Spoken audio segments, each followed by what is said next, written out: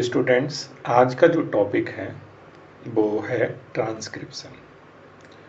वैसे हमने जब सेंट्रल डॉग्मा की बात की थी तो वहाँ रेप्लिकेशन के बारे में बात की, ट्रांसक्रिप्शन और प्रोटीन सिंथेसिस मीन्स ट्रांसलेशन के बारे में। तो रेप्लिकेशन तो हमने पढ़ लिया डिटेल में, डीएनए रेप्लिकेशन। अभी आज हम पढ़ रहे हैं ट्रांसक्रिप्शन और जीन्स के बारे में, जीन के बारे में थोड़ा सा जानेंगे। तो हमने पहले से ही जानते हैं कि ट्रांसक्रिप्शन बेसिकली डीएनए से आरएनए का बनना ही ट्रांसक्रिप्शन होता है। लेकिन क्योंकि आज डिटेल में पढ़ रहे हैं हम इस टॉपिक को, तो इसकी जो छोटी छोटी बातें हैं उन सब के बारे में जानेंगे। तो सबसे पहले जो कॉपिंग है, copying of genetic information from one strand of DNA into RNA termed as transcription. तो ट्रांसक्रिप्शन तो वही है डीएनए से आरएनए का बनना, लेकिन यहाँ जैसे बोला ना वन स्ट्रैंड ऑफ डीएनए, तो हमेशा जो आरएनए बनता है वो एक स्ट्रैंड से बनता है, जबकि डीएनए तो डबल स्ट्रैंडेड होता है लेकिन आरएनए सिंगल स्ट्रैंडेड होता है। तो इनमें से कोई एक स्ट्रैंड ही ट्रांसक्राइब होता है, दोनों स्ट्रैंड ट्रांसक्राइब नहीं होते। ठीक है।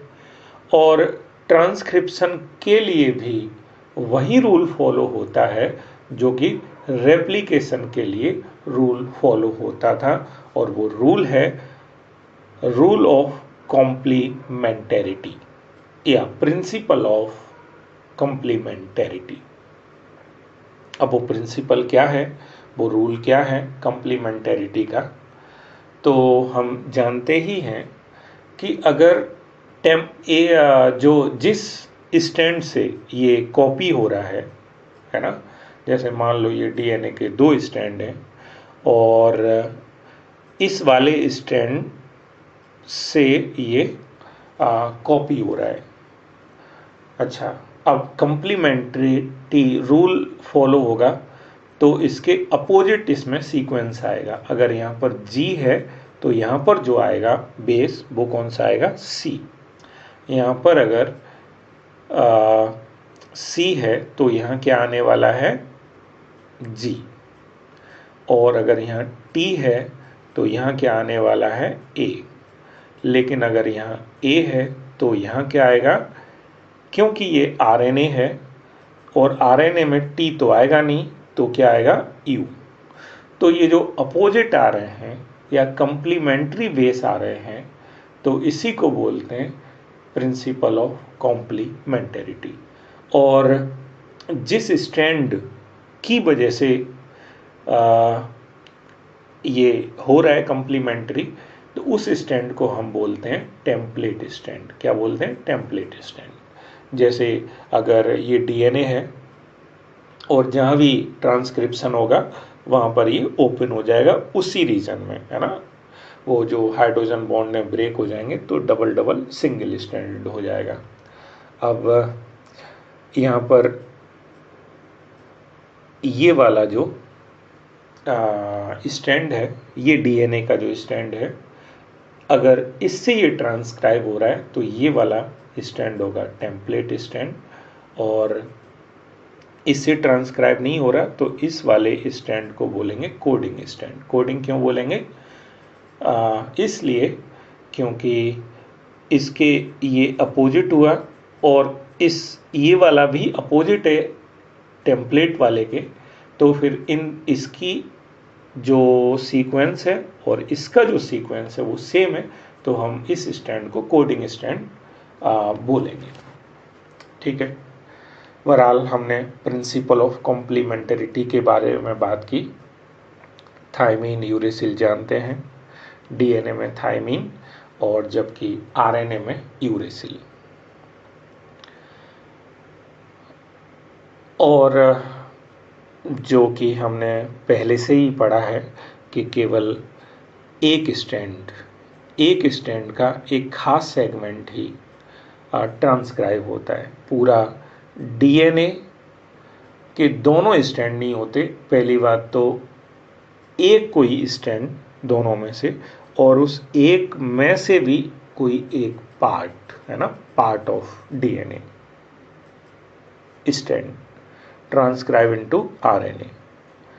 अब अगर आप ये क्वेश्चन उठाते हो कि दोनों स्ट्रैंड क्यों ट्रांसक्राइब नहीं होते, तो इसका जवाब एक तो बड़ा सिंपल हो सकता है कि दरअसल अगर ये ट्रांसक्रिप्शन हुआ एक स्ट्रैंड का और अपोजिट स्ट्रैंड का भी ट्रांसक्रिप्शन हो गया, तो ये जो आरएनए बने वो आपस में कंप्लीमेंट्री हैं, और कंप्लीमेंट्री स्ट्रैंड आरएनए के भी आपस में जुड़कर डबल स्ट्रैंडेड आरएनए बना लेंगे, और डबल स्ट्रैंडेड आरएनए फिर पार्टिसिपेट नहीं करेगा प्रोटीन सिंथेसिस में।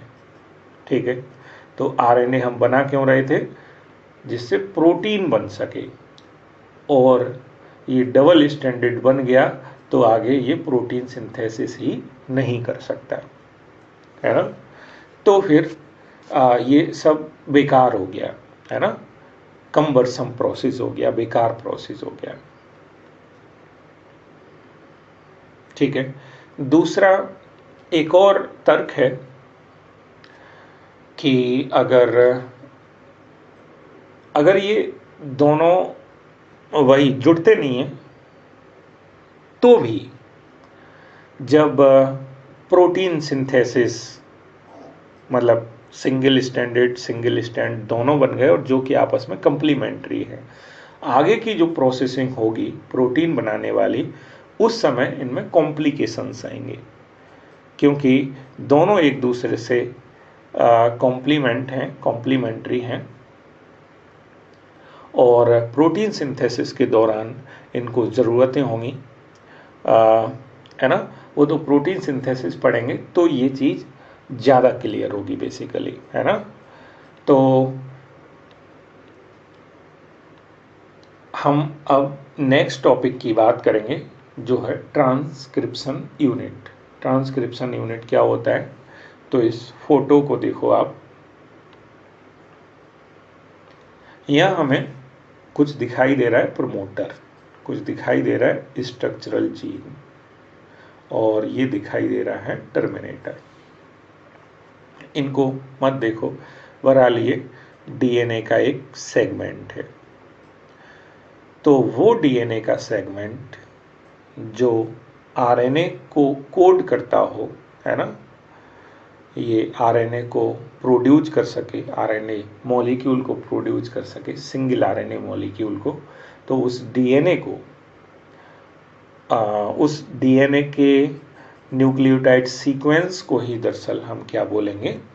Transcription unit. तो सीधी सी बात है, डीएनए का वो पार्ट जो आरएनए के मॉलिक्यूल को प्रोड्यूस करे, ट्रांसक्राइब करे, तो उसी को हम बोलेंगे ट्रांसक्रिप्शन यूनिट।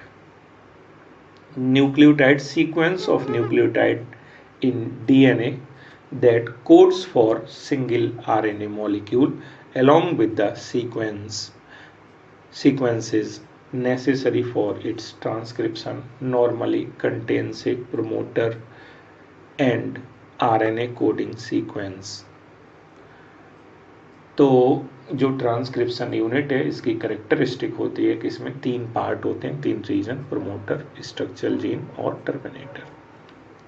ठीक है, अब हम तीनों की बात कर लेते हैं कि ये सब क्या है। तो स्ट्रक्चरल जीन मीन्स वो पार्ट, इस यूनिट का वो पार्ट, ट्रांसक्रिप्शन यूनिट का वो पार्ट जो प्रोटीन कोड करता हो।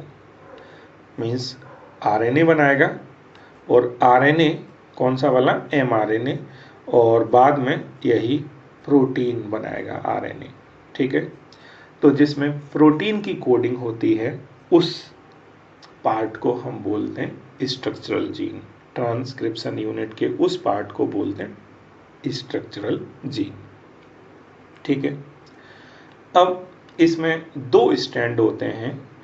एक स्टैंड तो वो जिससे mRNA कॉम्प्लीमेंटरिटी रूल का फॉलो करके ट्रांसक्राइब हो जाता है ना। तो जो भी इस पर सीक्वेंस होगा उसका कॉम्प्लीमेंट्री सीक्वेंस इस पर होगा। तो इस वाले को हम बोलेंगे टेम्पलेट स्टैंड, क्योंकि इसका सीक्वेंस और इसका सीक्वेंस जो आरएनए बना और जो ये डीएनए का एक स्टैंड है जिससे कि ट्रांसक्रिप्शन नहीं हुआ था, इन दोनों स्टैंड का आरएनए और डीएनए का सीक्वेंस सिमिलर होगा। तो इस वाले स्टैंड को हम बोलेंगे कोडिंग स्टैंड। क्या बोलेंगे इसे हम? कोडिंग स्टैंड, क्योंकि इसका सीक्वेंस और इसका सीक्वेंस सिमिलर टाइप का है, सिवाय डिफरेंस होगा तो किसका, यहाँ पर यू होगा और यू की जगह यहाँ पर क्या होगा, थायमीन होगा या यूरेसिल होगा। ठीक है। अब हम एक और बात जानते हैं कि हमेशा जो न्यू स्टैंड बनता है, चाहे वो आरएनए का हो या फिर डीएनए का, वो हमेशा 5' to 3' ही होता है ना, 5 to 3।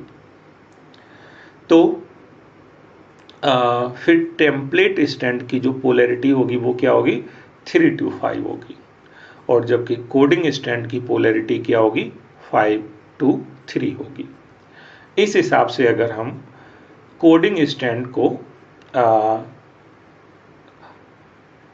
स्टैंड के हिसाब से अगर प्रमोटर और टर्मिनेटर की लोकेशन को जानना चाहें या एक्सप्लेन करना चाहें, तो हम बोल सकते हैं कि कोडिंग स्टैंड के 5 एंड की तरफ प्रमोटर प्रेजेंट होता है और कोडिंग स्टैंड के 3 एंड की तरफ टर्मिनेटर प्रेजेंट होता है।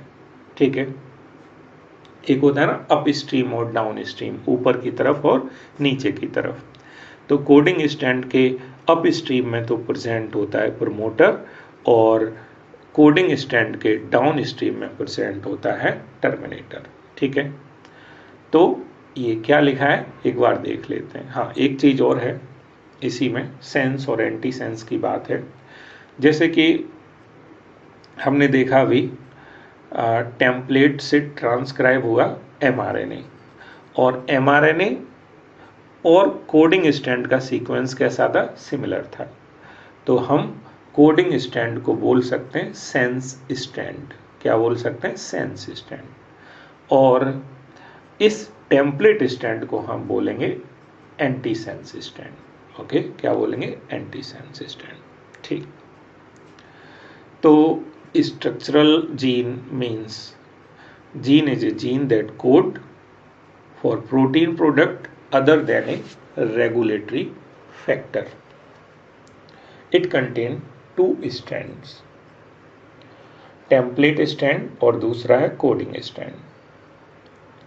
अच्छा, जो आरएनए बनेगा, चाहे आरएनए का बनना हो या डीएनए का बनना, वो सब पॉलीमराइजेशन होते हैं। और क्योंकि आरएनए का पॉलीमराइजेशन हो रहा है तो कौन करेगा, आरएनए पॉलीमरेज। क्योंकि वो आरएनए पॉलीमरेज डीएनए पर डिपेंडेंट है, इसलिए हम बोलेंगे उसे डीएनए डिपेंडेंट आरएनए पॉलीमरेज।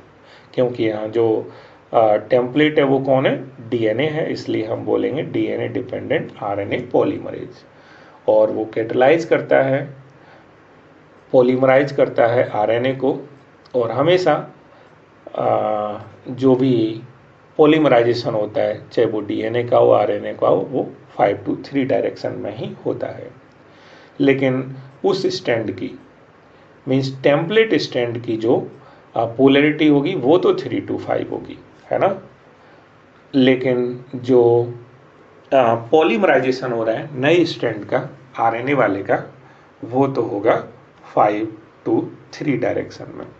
तो इस स्टैंड को टेम्पलेट बोलते हैं और एंटी सेंस स्टैंड भी बोलते हैं। कोडिंग स्टैंड अदर जो स्टैंड है जिसकी की पोलैरिटी 5 to 3 है, और उसका सीक्वेंस और आरएनए जो बना है उसका सीक्वेंस सेम होगा, सिवाय थायमीन और यूरेसिल को छोड़ दें तो। मीन्स डीएनए में तो होगा थायमीन, जबकि आरएनए में प्रेजेंट होगा यूरेसिल। ठीक है, बाकी सब सिमिलर होगा। कोडिंग स्टैंड को सेंस स्टैंड भी बोलते हैं।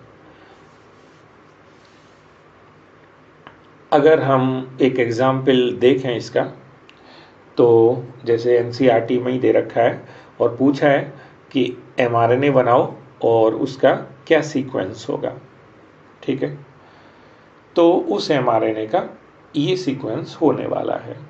पहली बात तो आप देखो, अगर ये जो एमआरएनए बना वो 5 to 3 डायरेक्शन में बना, 5' to 3', और कंपेयर करें टेम्पलेट को, तो टेम्पलेट का जो डायरेक्शन है वो क्या है, पोलैरिटी क्या है, 3 to 5, और कोडिंग स्टैंड की पोलैरिटी इसी से मैच करती है, 5 to 3। और हम ये भी जानते हैं कि इसका सीक्वेंस और इसका सीक्वेंस मीन्स कोडिंग स्टैंड का सीक्वेंस कैसा है, सेम है, सिवाय यूरेसिल थायमीन को छोड़ दें तो, क्योंकि डीएनए में थायमीन होता है जबकि आरएनए में यूरेसिल होता है। डीएनए में थायमीन और आरएनए में यूरेसिल, बाकी सारा जो सीक्वेंस है वो सेम है। प्रोमोटर की बात करेंगे तो अगर हम कोडिंग स्टैंड के हिसाब से देखें तो प्रोमोटर 5 एंड की तरफ होता है, मीन्स अप स्ट्रीम पोजिशन में होता है ना, located towards 5 end of coding stand of structural gene. ठीक है, it is the DNA sequence that provide. हाँ, अब ये प्रोमोटर का फंक्शन क्या है, प्रोमोटर क्या कर रहा है, तो ये जो आरएनए पॉलीमरेज आएगा, आरएनए पॉलीमरेज, वो आरएनए पॉलीमरेज बाइंड कहाँ करेगा, तो इसी रीजन में, प्रोमोटर रीजन में ही बाइंड करेगा, है ना। तो आरएनए पॉलीमरेज आया, प्रोमोटर रीजन में बाइंड करेगा, और फिर जब इधर मूव करेगा, इस साइड मूव करेगा, तो ट्रांसक्रिप्शन प्रोसेस हो जाएगा। मीन्स स्ट्रक्चरल जीन जो डीएनए है वो ट्रांसक्राइब होके आरएनए बन जाएगा। ठीक, हाँ, प्रोमोटर के अलावा भी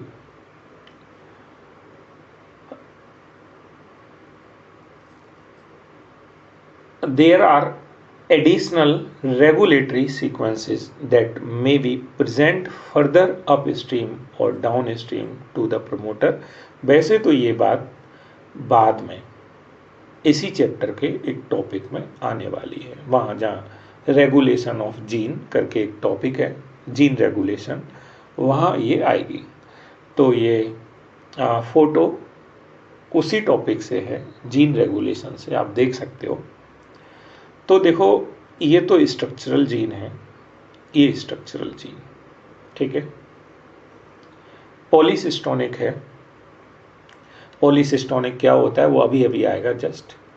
ये प्रमोटर है, ये प्रमोटर है, बाकी ये रेगुलेटरी जीन है, ये भी रेगुलेटरी ही जीन है, ऑपरेटर है, बहरहाल ये रेगुलेटरी जीन्स हैं, और ये प्रमोटर है। तो प्रमोटर के अलावा भी आगे पीछे कुछ जीन्स हो सकते हैं, उन जीन्स को हम रेगुलेटरी जीन बोलते हैं। क्या बोलते हैं, रेगुलेटरी जीन, ठीक है। सो additional regulatory sequences that may be present further upstream और डाउनस्ट्रीम टू द प्रमोटर, ठीक है। Some of the properties of these sequence shall be discussed while dealing with regulation of gene expression, ठीक है। तो promoter के बारे में हमने जाना कि ये वो साइट है जो कोडिंग स्टैंड के अपस्ट्रीम में प्रेजेंट होती है, और जहां वो पॉलीमरेज, आरएनए पॉलीमरेज बाइंड होता है, बाइंडिंग साइट प्रोवाइड करवाता है। टर्मिनेटर, दरअसल जब polymerase, RNA polymerase terminator region में पहुंचता है, टर्मिनेटर रीजन में पहुंचता है जो कि 3 एंड पर प्रेजेंट होता है या डाउन स्ट्रीम में प्रेजेंट होता है, और किसके कंपैरिजन में, कोडिंग स्ट्रैंड, ठीक है। और तो पॉलीमरेज जब टर्मिनेटर रीजन में पहुंचता है तो प्रोसेस जो ट्रांसक्रिप्शन का है वो एंड हो जाता है, फिनिश हो जाता है। अब ट्रांसक्रिप्शन यूनिट जो कि अभी हमने देखा, और ट्रांसक्रिप्शन यूनिट में 3 चीजें थी, प्रमोटर, स्ट्रक्चरल जीन और टर्मिनेटर। तो जीन की बात आई थी ट्रांसक्रिप्शन यूनिट में, तो फिर हमें जीन के बारे में थोड़ा और अपना कंसेप्ट क्लियर करना चाहिए। तो ये जीन की डेफिनेशन है जो मीन्स इस डेफिनेशन में कोई कमी नहीं है, ठीक है। बाकी सभी जो जीन्स की डेफिनेशन है उनमें कुछ ना कुछ कमी है, वो पूरी तरह से जीन को एक्सप्लेन नहीं कर पाते, कोई ना कोई क्वेश्चन होता है जिसे वो आंसर नहीं करती other definition, but this definition is just accurate definition. तो क्या है, छोटी सी आप रट लोगे, a gene is defined as the functional unit of inheritance. Gene क्या है, फंक्शनल यूनिट ऑफ इनहेरिटेंस है, छोटी सी बात है, functional unit of inheritance is called gene. लेकिन कुछ अदर डेफिनेशंस भी हैं जीन की। The gene are located on DNA, but it is difficult to literally define a gene in terms of DNA sequence। ऐसा नहीं कह सकते हम कि डीएनए का सीक्वेंस एक जीन होता है, जैसे the DNA sequence coding for tRNA are RNA molecule also define a gene. ये बोला हमने कि डीएनए का सीक्वेंस जो टीआरएनए और आरआरएनए को कोड करता है उसे जीन बोलते हैं। या फिर हम ये बोलें कि डीएनए का वो सेगमेंट जो किसी पॉलीपेप्टाइड को कोड करता है उसे हम जीन बोलते हैं, ठीक है। लेकिन ये वाला जीन कौन सा है, स्ट्रक्चरल जीन, या स्ट्रक्चरल जीन का दूसरा नाम होता है सिस्ट्रोन। क्या होता है, सिस्ट्रोन।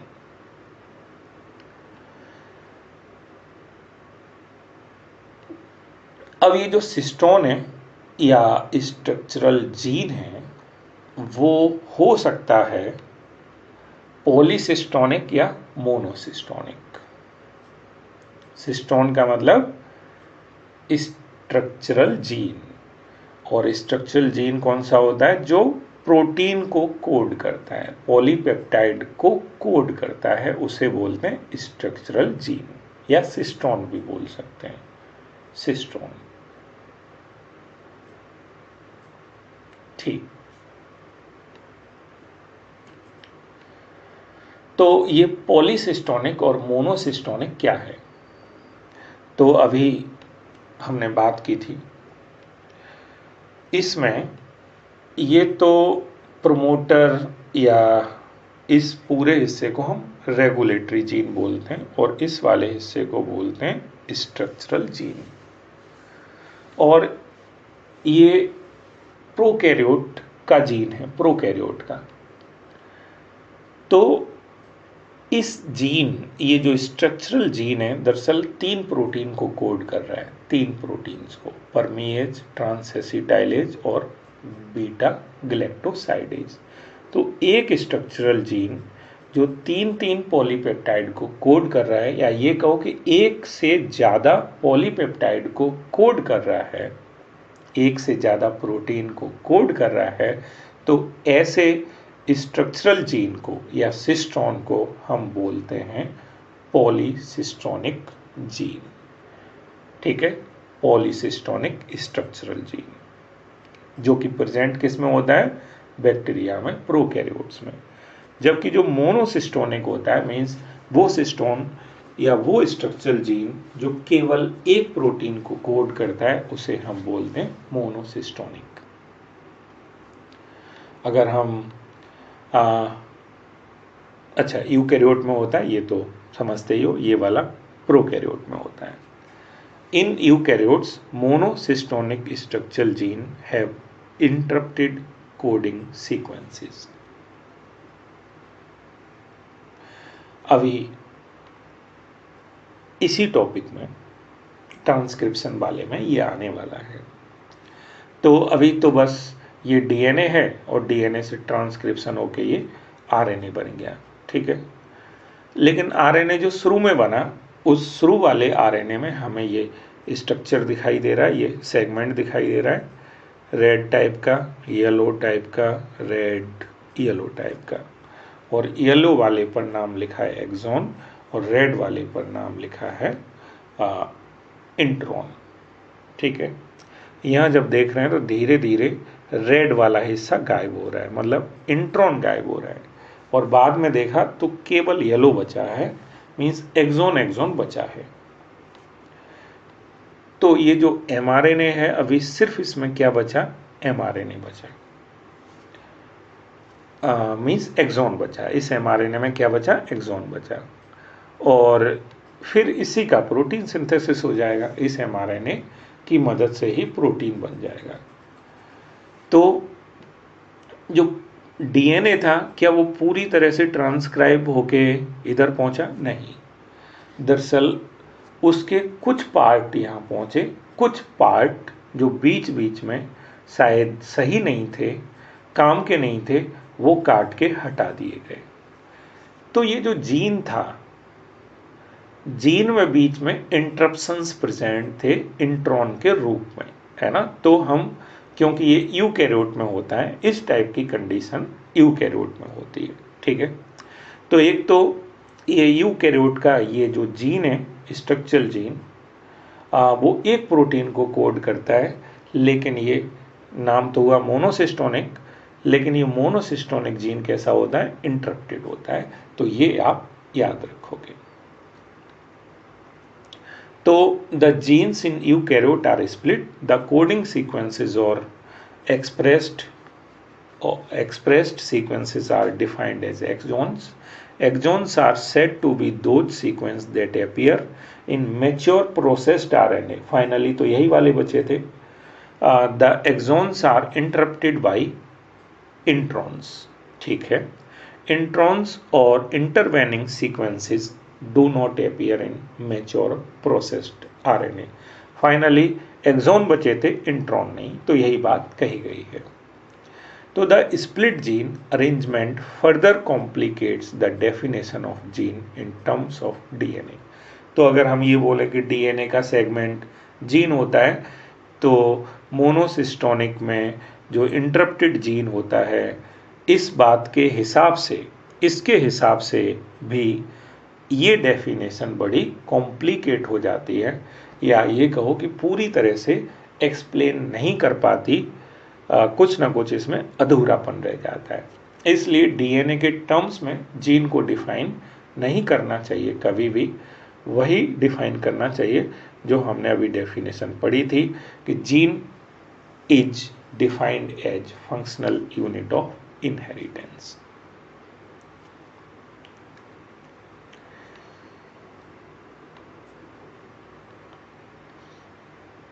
Inheritance of a character is also affected by promoter and regulatory sequences of structural gene. तो कोई भी जो जीन है, स्ट्रक्चरल जीन, वो प्रोटीन कोड कर पाएगा या नहीं कर पाएगा, वो प्रोमोटर पर भी, या जो रेगुलेटरी सीक्वेंसेस होते हैं उन पर भी डिपेंड करता है। अगर प्रोमोटर में कोई कमी आ गई तो भी वो प्रोटीन कोड नहीं हो सकता फाइनली, है ना। तो ऐसा नहीं कि केवल डिपेंड करता है फंक्शन, स्ट्रक्चरल जीन का फंक्शन केवल डिपेंड करता है स्ट्रक्चरल जीन पर ही, नहीं। दरअसल दूसरे जो रेगुलेटरी जीन्स हैं, प्रोमोटर जीन और रेगुलेटरी जीन, उन पर भी डिपेंड करता है, ठीक है। तो hence sometimes the regulatory sequences are loosely defined as regulatory genes, even though These sequence do not code for any RNA और प्रोटीन। फंक्शन तो डिपेंड करता है, लेकिन ये कोई प्रोटीन कोड नहीं करते। A transposon or jumping gene is a DNA sequence that can change its position within a genome. वो जीन, मान लो ये क्रोमोसोम है, तो एक जीन यहाँ प्रेजेंट है और कुछ समय बाद देखो तो वो जीन यहाँ नहीं बल्कि यहाँ प्रेजेंट है। दरअसल सभी जीन की एक खास लोकेशन फिक्स होती है। क्रोमोसोम पर हर जीन की एक खास लोकेशन फिक्स होती है, लेकिन कुछ जीन ऐसे भी होते हैं जो अपनी लोकेशन चेंज करते रहते हैं और उन्हीं जीन्स को जंपिंग जीन या ट्रांसपोजॉन बोलते हैं। ठीक है, तो ट्रांसपोजॉन मीन्स जंपिंग जीन, जो अपनी पोजीशन को चेंज करें जीनोम में, क्रोमोसोम में।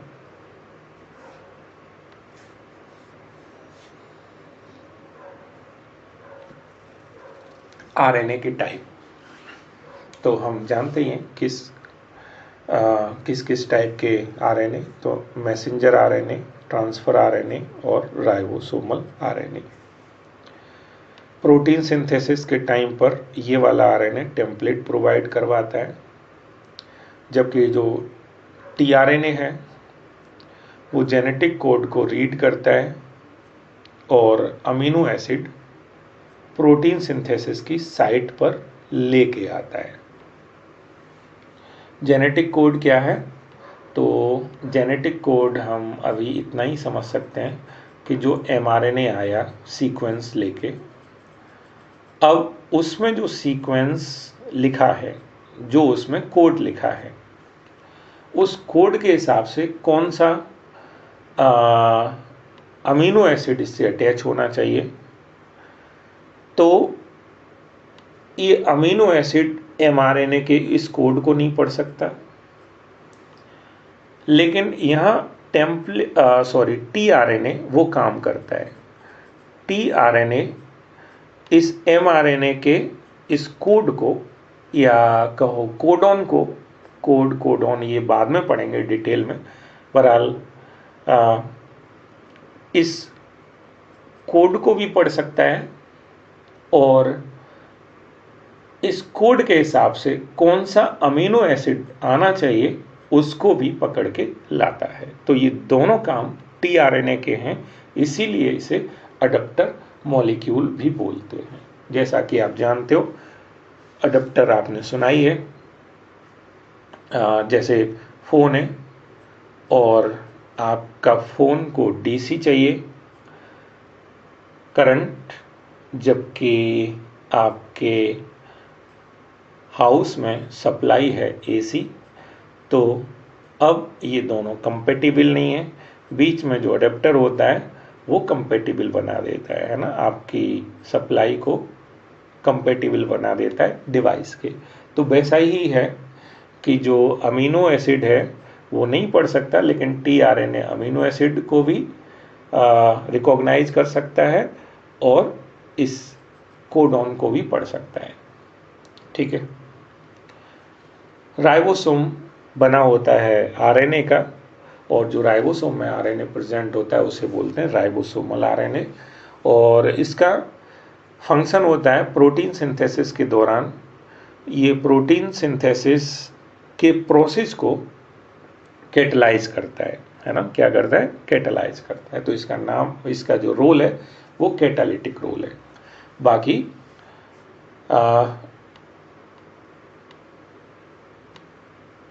तो अगर हम प्रोकैरियोट्स में बात करें, प्रोकैरियोट्स में तो ये सभी आरएनए जो भी हमने देखे अभी, 3 टाइप के आरएनए प्रोकैरियोट्स में, इन्हें कौन बनाता है? तो हम जानते हैं इनको आरएनए को बनाने वाला आरएनए पॉलीमरेज होता है, क्योंकि टेम्पलेट डीएनए होता है, इसलिए डीएनए डिपेंडेंट आरएनए पॉलीमरेज। लेकिन ये तीनों टाइप के आरएनए एक ही टाइप का ये पॉलीमरेज बनाता है, एक ही, है ना। This only one polymerase which synthesise all 3 types of RNA, ठीक है। हाँ, ये जरूर है कि ये जो पॉलीमरेज है आरएनए पॉलीमरेज, ये 5 या 5 पॉलीपेप्टाइड सब यूनिट से मिलके बना होता है, और जब ट्रांसक्रिप्शन करता है ये पॉलीमरेज, तब ये 5 यूनिट सब यूनिट मिलके एक एंजाइम, कोर एंजाइम बना लेते हैं, या ये कहो तो कुल मिला के इन 5 यूनिट से जब मिलके वो एंजाइम बनता है, उस एंजाइम को हम बोलते हैं होलो एंजाइम। तो दरअसल आरएनए पॉलीमरेज प्रोकैरियोट में आरएनए पॉलीमरेज को होलो एंजाइम भी बोला जाता है, ओके, होलो एंजाइम। जबकि यूकैरियोट्स में डिफरेंट आरएनए को बनाने के लिए डिफरेंट पॉलीमरेज होते हैं। तो यहाँ पॉलीमरेज 3 टाइप के प्रेजेंट हैं, 3 टाइप्स ऑफ पॉलीमरेज प्रेजेंट, ठीक है। तो पॉलीमरेज फर्स्ट किसको बना रहा है, आरएनए को, जबकि पॉलीमरेज थर्ड किसको बना रहा है, टीआरएनए को। थर्ड में टी आता है, थर्ड, और ये टी में भी टी आता है, तो थर्ड टी इस तरह से याद कर सकते हो। और जो फर्स्ट है वो आरएनए को बना रहा है, और सेकंड जो है वो बना रहा है एमआरएनए को, ठीक है। तो आप इसको याद रखो। अब ये एचएनआरएनए क्या है, तो अभी समझ आएगा वो एचएनआरएनए क्या है। एमआरएनए और एचएनआरएनए में कुछ सिमिलरिटी है, वो बाद में समझ आएगी। तो ओवरऑल सेकंड वाला जो पॉलीमरेज है, यूकैरियोट की बात कर रहे हैं यहाँ पर, तो second RNA polymerase second transcribe करता है एमआरएनए को या एचएनआरएनए को, ठीक है। अब ट्रांसक्रिप्शन प्रोसेस देख लेते हैं प्रोकैरियोट्स में। वैसे तो प्रोकैरियोट्स और यूकैरियोट्स में सिमिलर होता है कुछ डिफरेंसेस के साथ, तो पहले हम प्रोकैरियोट्स पढ़ लेते हैं, फिर यूकैरियोट्स में जो सिमिलरिटी होंगी वो तो नहीं पढ़ेंगे, लेकिन जो डिफरेंसेस होंगे वो पढ़ लेंगे। तो हम जानते ही हैं पहले से कि ट्रांसक्रिप्शन जो होता है प्रोकैरियोट्स में वो 3 स्टेज में हो रहा है या फेज में हो रहा है। पहले इनिशिएशन, शुरुआत हुई, फिर कंप्लीट हुआ, और फाइनली स्टॉप हुआ। तो सबसे पहले जो आरएनए पॉलीमरेज है वो प्रोमोटर साइट पर अटैच होता है, प्रोमोटर साइट पर अटैच होता है। लेकिन स्टार्ट करने के लिए, मीन्स ट्रांसक्रिप्शन को इनिशिएट करने के लिए, एक आरएनए पॉलीमरेज को एक अदर फैक्टर की ज़रूरत पड़ती है, और उस फैक्टर को बोलते हैं सिग्मा फैक्टर। तो वैसे तो आरएनए पॉलीमरेज ही सब कुछ कर रहा है, इनिशिएशन भी, इलोंगेशन भी और टर्मिनेशन भी, लेकिन आरएनए पॉलीमरेज को इनिशिएशन के लिए सिग्मा फैक्टर चाहिए, जबकि टर्मिनेशन के लिए इस पॉलीमरेज को रो फैक्टर चाहिए। बाकी जब इलोंगेशन होगा, इलोंगेशन के समय शुरुआत और एंड के टाइम पर तो एक एक फैक्टर चाहिए, sigma factor for initiation and for termination, rho factor require, but for elongation only RNA polymerase required, no other factor required during elongation. अब इनको अगर डिटेल में पढ़ना चाहें तो पढ़ सकते हैं हम। RNA polymerase holo enzyme, prokaryote में बोलते हैं holo enzyme, bind to promoter and initiate transcription. It associate transiently, मतलब थोड़ी देर के लिए, ट्रांजिएंटली मतलब क्षणिक, थोड़ी देर के लिए, विद इनिशिएशन फैक्टर। तो इस सिग्मा फैक्टर को इनिशिएशन फैक्टर बोलते हैं। तो इनिशिएट करने के लिए इस होलो एंजाइम को एक फैक्टर की ज़रूरत पड़ती है, उसे हम सिग्मा फैक्टर बोलें या इनिशिएशन फैक्टर बोलें। एक बात और है, एक इम्पोर्टेंट, कि टाटा बॉक्स प्रेजेंट होता है प्रमोटर में। तो one important sequence in prokaryotic promoter is located 10 bases before the transcription start site and is commonly called TATA box. इस पर भी क्वेश्चन आए हैं। तो जो प्रमोटर रीजन है, उस प्रमोटर रीजन में टाटा बॉक्स प्रेजेंट है। टाटा बॉक्स का मतलब सिंपल ये है कि वह TA जो DNA में TA वाले न्यूक्लियोटाइड या बेस ज़्यादा प्रेजेंट होंगे, है ना, तो उसे बोलते हैं टाटा बॉक्स। और ये प्रेजेंट होता है जहाँ से ट्रांसक्रिप्शन इनिशिएट होगा उससे 10 बेस पहले, 10 base before the transcription start site. ठीक। Transcription in prokaryotes and in eukaryotes require the double helix DNA double helix to partially unwind in region. जैसे हमने रेप्लिकेशन में देखा था कि during replication both strand separate, लेकिन यहाँ भी क्या ऐसा होता है, तो यहाँ पूरी तरह से तो सेपरेट नहीं हो जाते, लेकिन जिस रीजन में ट्रांसक्रिप्शन हो रहा होता है वहाँ सेपरेट हो जाते हैं थोड़ी देर के लिए, है ना। और वो जो वहाँ भी बबल लाइक स्ट्रक्चर बन जाता है, तो हम बोलेंगे उस रीजन को ट्रांसक्रिप्शन बबल। क्या बोलेंगे? Transcription bubble. इलोंगेशन की बात करते हैं तो यहाँ तो केवल RNA पॉलीमरेज चाहिए, कोई भी फैक्टर नहीं चाहिए इलोंगेशन के लिए। RNA polymerase uses nucleoside triphosphate as substrate and polymerizes in a template dependent fashion following the rule of complementarity। ठीक है, तो RNA पॉलीमरेज न्यूक्लियोसाइड ट्राइफॉस्फेट को पॉलीमराइज करता रहेगा और टेम्पलेट के हिसाब से, और उस रूल को फॉलो करते हुए, जो रूल है कॉम्प्लीमेंटेरिटी रूल। ठीक है। As elongation proceed the DNA continuously unbound ahead. तो जैसे जैसे इलोंगेशन होता जा रहा है, आगे के जो हाइड्रोजन बॉन्ड हैं, है ना, जो हेलिक्स है DNA हेलिक्स, उसमें आगे के हाइड्रोजन बॉन्ड टूटते जा रहे हैं और पीछे के जुड़ते जा रहे हैं, है ना। आगे के टूटते जा रहे हैं, पीछे के जुड़ते जा रहे हैं। और कहीं ऐसा ना हो कि जो mRNA बना, जैसे यहां देख लेते हैं एक बार, ये पीछे के तो जुड़ गए दोनों स्टैंड, तो जैसे जैसे ये RNA पॉलीमरेज आगे बढ़ रहा है, वैसे वैसे हाइड्रोजन बॉन्ड ब्रेक हो रहे हैं और दोनों स्टैंड सेपरेट हो रहे हैं, बस थोड़ी देर के लिए, और ये बबल टाइप का स्ट्रक्चर बन रहा है। तो ये जो mRNA है वो किसी स्टैंड से, यहाँ तो कंप्लीमेंट किसी भी DNA के स्टैंड से तो हाइड्रोजन बॉन्ड नहीं बना रहा। ठीक है। तो कहीं ऐसा ना हो कि ये RNA कंप्लीट नहीं बन पाया, उससे पहले ही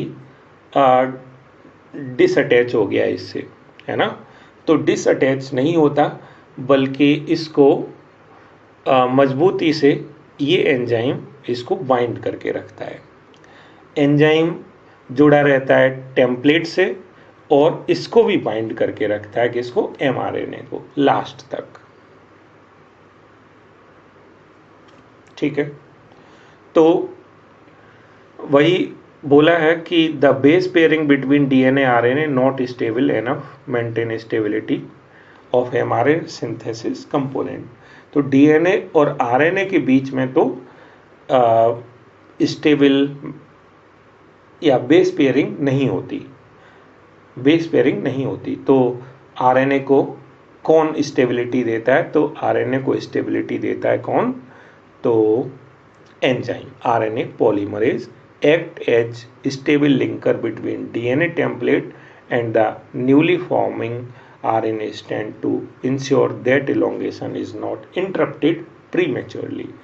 तो ये इंश्योर करता है कि प्री मेच्योर आरएनए कहीं डिसअटैच ना हो जाए, इंटरप्ट ना हो जाए ट्रांसक्रिप्शन। जब आरएनए बना नहीं उससे पहले ही ट्रांसक्रिप्शन इंटरप्ट हो गया। और ये लास्ट है टर्मिनेशन। तो once the polymerase reaches the terminator region and associate transiently, तो जब पॉलीमरेज पहुंचा लास्ट रीजन में, टर्मिनेटर रीजन में, तो रो फैक्टर से जुड़ता है और जुड़ते ही रो फैक्टर से जो आरएनए है नया नया बना है अभी वो अलग हो जाता है और आरएनए पॉलीमरेज अलग हो जाता है। सारी चीज़ें अलग अलग हो जाती हैं, है ना। पॉलीमरेज अलग हो गया और हमने पहले पढ़ा था कि ये होलो एंजाइम है जो कि सब यूनिट से मिलके बना है, 5 सब यूनिट से, वो सब अलग हो जाएंगी और ये जो फैक्टर है वो अलग हो जाएगा और आरएनए अलग हो जाएगा।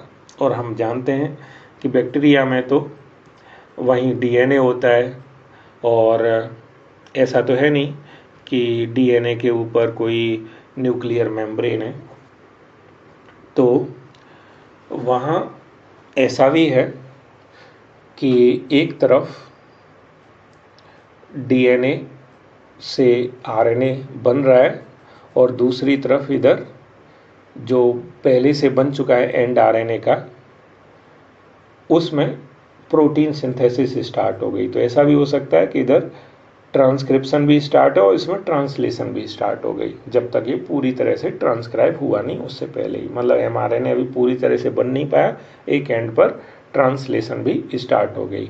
ट्रांसलेशन का मतलब प्रोटीन सिंथेसिस।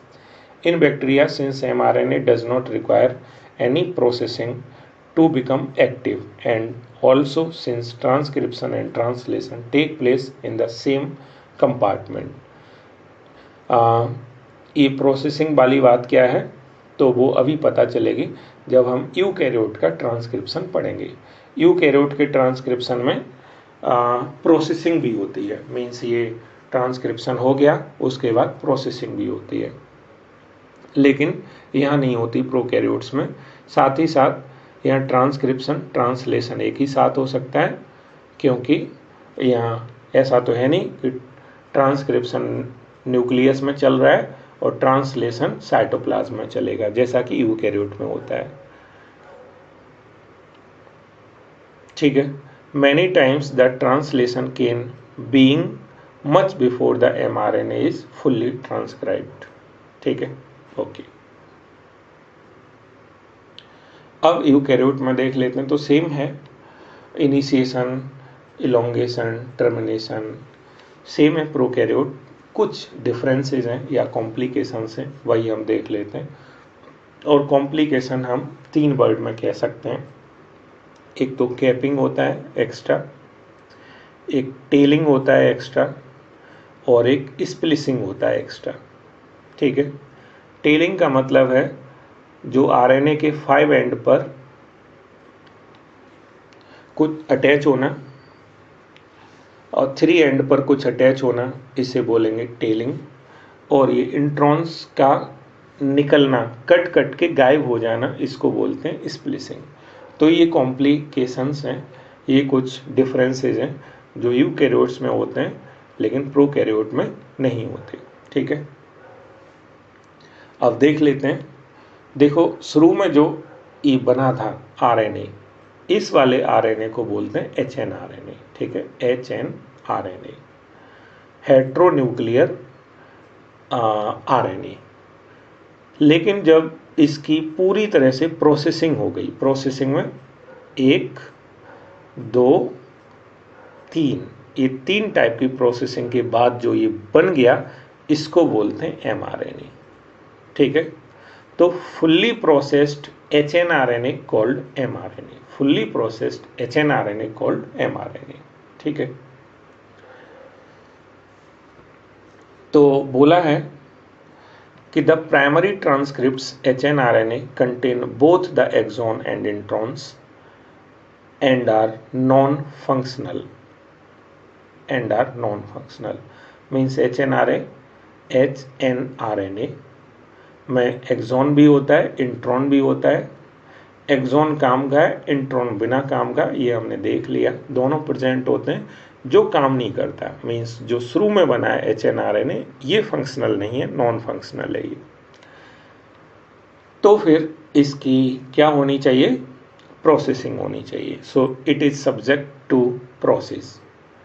और प्रोसेस में क्या क्या होता है? एक तो स्प्लिसिंग, और स्प्लिसिंग में इंट्रॉन को काट के हटा दिया जाता है और जो एक्सॉन्स बचते हैं उनको जोड़ दिया जाता है आरएनए लाइगेज की मदद से। आरएनए लाइगेज की मदद से जोड़ दिया जाता है। ठीक है। HNRNA undergo two additional processing called capping and tailing। तो स्प्लिसिंग होने के अलावा भी दो एडिशनल प्रोसेसिंग होती हैं। एक का नाम है कैपिंग और दूसरी प्रोसेस का नाम है टेलिंग। कैपिंग क्या है? 5 एंड पर जुड़ना। किसका जुड़ना? Methyl guanosine triphosphate. तो ये अनयूजुअल न्यूक्लियोटाइड है मिथाइल गुआनोसिन ट्राइफॉस्फेट, जो जुड़ जाता है 5 एंड पर, HNRNA के 5 एंड पर। टेलिंग क्या है?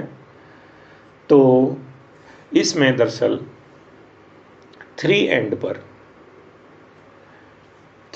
पर लगभग 200 टू 300 200 से 300 एडिनाइलेट रेजिड्यू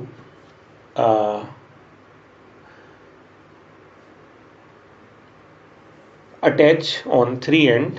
तो ये टेलिंग है। 5 एंड पर इसका जोड़ना ये कैपिंग, और 3 एंड पर अटैच होना इसको बोलेंगे टेलिंग। अब जो पूरी तरह से ये 3 प्रोसेसिंग हो गई, अब जो आरएनए है उसको हम बोल सकते हैं mRNA।